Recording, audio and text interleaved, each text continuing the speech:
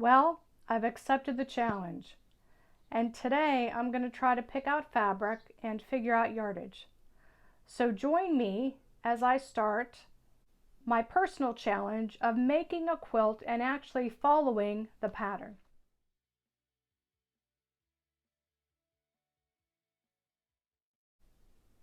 Welcome. My name is Angela Davis, and I'm the 4M Quilter. Thank you so much for joining me today. If you're a new subscriber, welcome. If you have been subscribed, welcome back for the challenge. So what is this challenge all about? I'll leave a link below to the first video that I posted. It was called, I believe I called it Pattern Challenge in Vintage Books, Magazines, where I basically look through all my books and magazines because I collect vintage patterns, but I don't always follow a pattern. So I'm challenging myself. So in the last video, I chose a pattern from the Better Homes and Gardens Creative American Quilting. And this is copyright 1989 by Meredith Corporation, Des Moines, Iowa. First edition, first printing. So this is the pattern.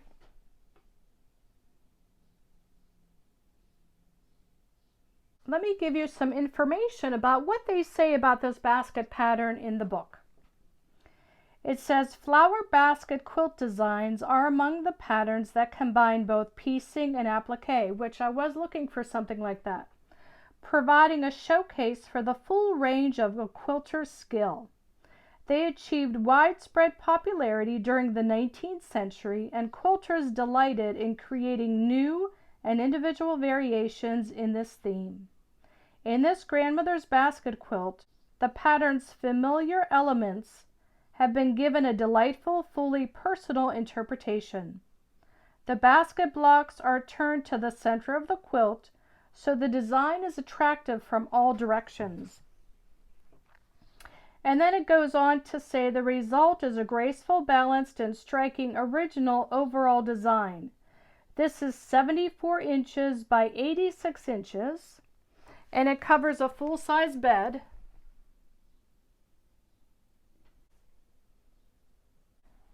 It says the coverlet was presented to A.S. Barker by his mother, Mrs. H.M. Barker, in 1866, as noted in the inscription in the border. Okay, 1866, and it's beautiful. Let's go to the instructions.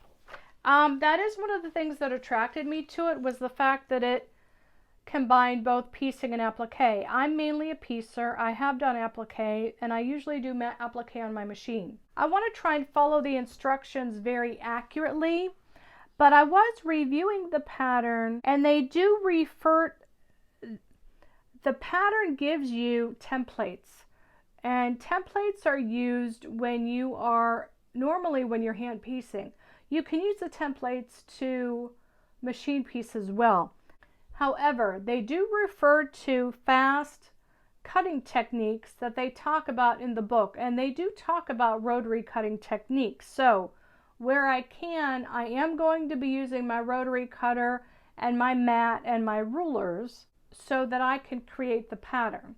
So I'm following the pattern, but not necessarily doing all the piecing by hand. Okay, so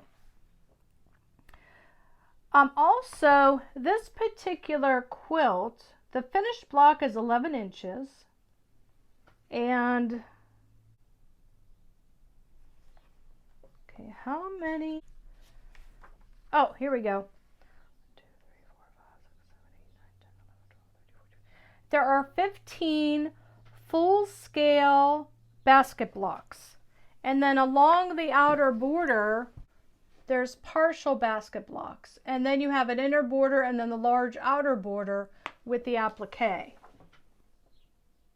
The quilt is a bed-size quilt, 74 by 85. It's a big quilt. I'm not sure if I'm going to make a bed-size quilt or make it just a little bit narrower and a little bit smaller. I could very easily make this a square quilt. I think it would look better in a rectangle though. I really, really do. I might have to decide that as I go along. Okay, so let's get into yardage. 2 yards of the green fabric, and that includes the small basket flower stems, the leaves, and the border vine. Now, my green that I have here, I have 2 yards of the green, plus I have a scrap. I have a scrap that's probably a 1/4 yard. So I have enough of the green. The muslin, I need 5.5 yards for the basket blocks, and I have here a white sheet. So I should have more than enough because I believe that's a full-size sheet. The red print, which is the basket patchwork, the basket handles, and the lower quilt corners. So they're calling that a red print. Okay, I see. So the lower basket, let's see. The basket patchwork, the basket handles, and the lower corners. So the basket is a red print. It almost looks like a salmon color, but I believe it was darker and it's faded over time given the age. I have this beautiful blue that I'm thinking about using for the basket. And the blue I have 3 yards of. Oh, I'm sorry, 3.5 yards. Let me show you the green again. There's the green. Okay. I have more than enough for the basket. For the baskets, if I choose to use that blue. Now, there is a sashing strip, and my goal would be to do the blue for the basket and the blue for the sashing strips. So if I do that, okay, so let's see. 1 3/4 yard for the basket, and that includes the handle. And I need 1 3/4 yards for the sashing. 3/4 and 3/4 is 1.5 yards.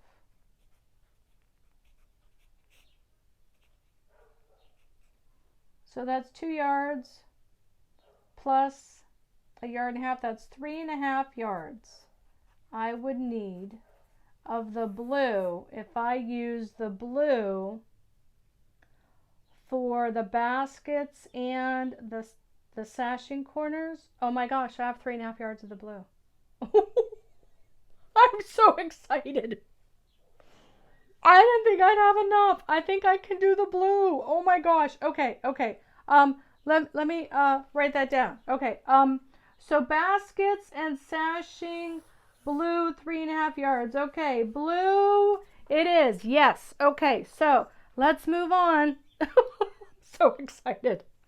Okay, let's see. 1/2 yard of red for the block and border flowers. So if I choose to do red, so let's see. I'm just going to put flowers here. Flowers, okay? So let's see.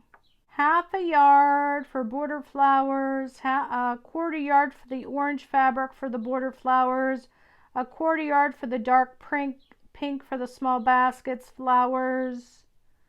So you figure 1/2 yard, 1/4 yard, 1/4 yard. I'm going to need about 1 yard, let's say 1.5 yards for my flowers. And look what I have here. This red is a vintage fabric that I found at the thrift store. And this vintage red is 3 yards. Oh my gosh. I love it. I love it. So there is a yellow though that I wanted to do, that I had some vintage fabric. Hold on, it's in around here somewhere.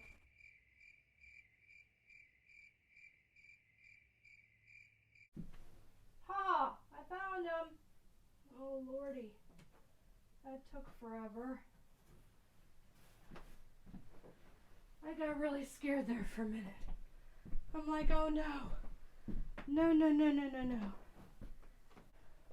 Ooh. Lesson learned. It's on my to-do list this summer to clean out, organize my basement. So let me get these here for you. Some of these are similar, some of these are not.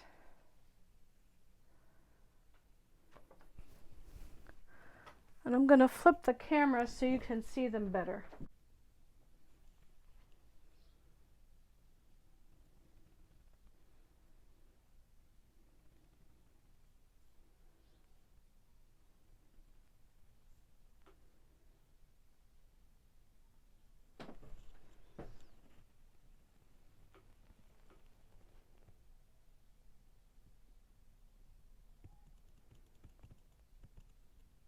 Some I have just a little bit of, and some I have a lot of.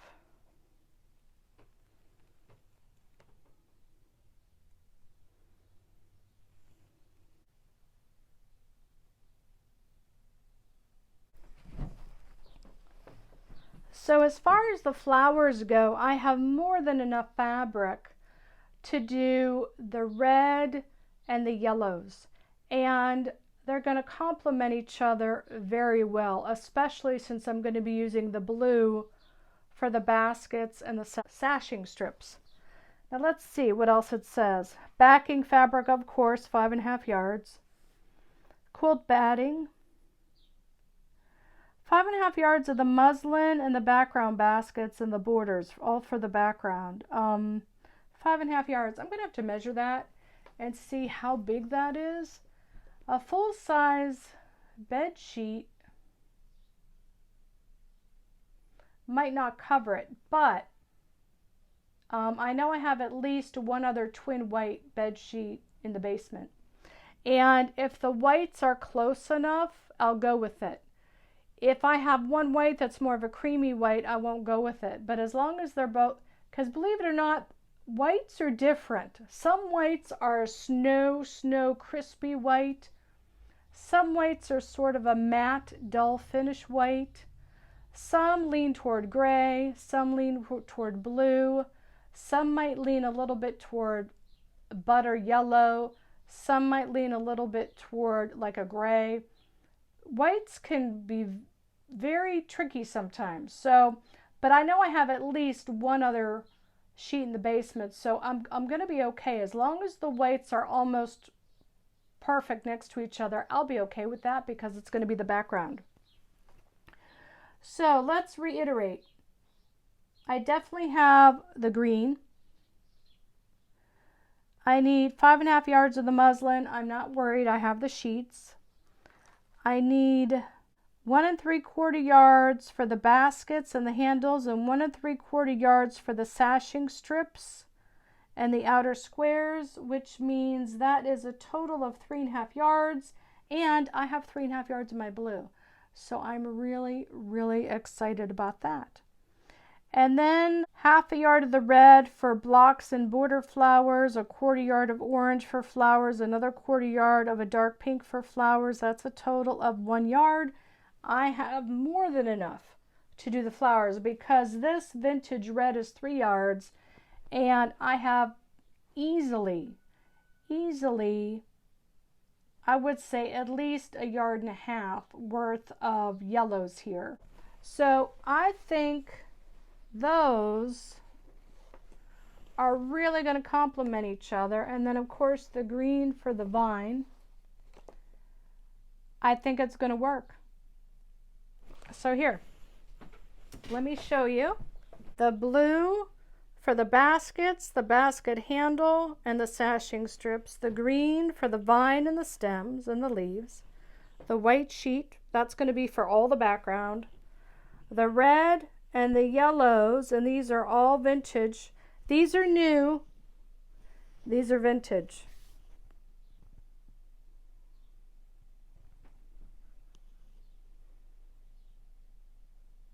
I welcome new and novice quilters alike as we share this journey of me reproducing this vintage pattern, because I don't usually follow patterns. I may tweak it a little bit and make it a little bit smaller and just use less blocks. But I'm going to be following the pattern as far as how they construct the basket, how many pieces are in the basket, the shapes of the flowers, and so on and so forth. So I figured out my colors and my yardage. Meet me back here next time when I'm tracing and cutting out the pattern pieces. And when I start to estimate how many blocks I need, how many triangles I need, and so on and so forth for each of my, because I'm going to do the basket blocks first. So with that being said, new quilters, beginner quilters. This may look like a daunting pattern, when in reality, the techniques you're going to learn in this quilt as you follow me are very basic. And because I'm challenging myself to follow a pattern, I'm also challenging myself to do more applique, because I don't do a lot of applique. And so that's me personally. But the other challenge is sometimes you need to take a step back and hone in your sewing skills, your cutting skills, and your journey to achieve more accurate sized blocks. Now, I'm not saying it has to be perfect. What I'm saying is I need to improve where I'm at, okay? So, oftentimes I'm working on a block and I'm doing mindless sewing, and I'm not paying attention to that edge, and all of a sudden my seam's doing this. And if I'm just doing a 4 patch or a 9 patch, I throw it in there. But for something like this, it's going to require me to be a little more self-disciplined, because I am dealing with triangles and half square triangles. Now, for the beginner quilter, this is very achievable. And I'm going to take you step by step along with me on how to achieve creating this block. So today was all about choosing the fabrics, making sure I had enough yardage. Everything has been pre-washed. Some of it needs ironed, but everything's been pre-washed. And so I'm ready for the next taping. Now the next taping, I'm going to be showing you how I draw the pattern out. I'm going to be showing you the steps I'm going to take to determine the size of my block as far as cutting, what my cutting size will be compared to my finished size. So in quilting, we're going to go over all of that terminology.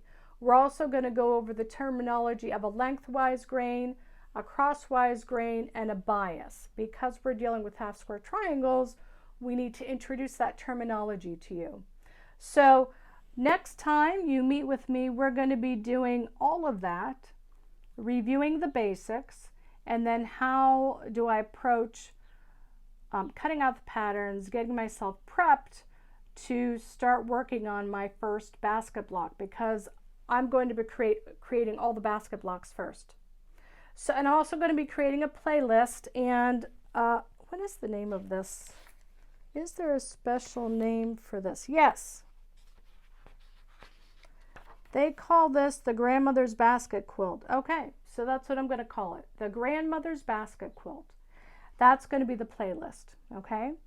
So I'm Angela Davis. I'm the 4am Quilter. This is the part 1 of the grandmother's basket quilt of my personal challenge to follow a pattern. Join me next time. I'm going to try to post these videos every Thursday for the grandmother baskets quilt, only because I need time to edit and time to upload, and sometimes uploading and processing the video can take as much as 24 hours. I'm going to try to post every Thursday. So grandmother's basket,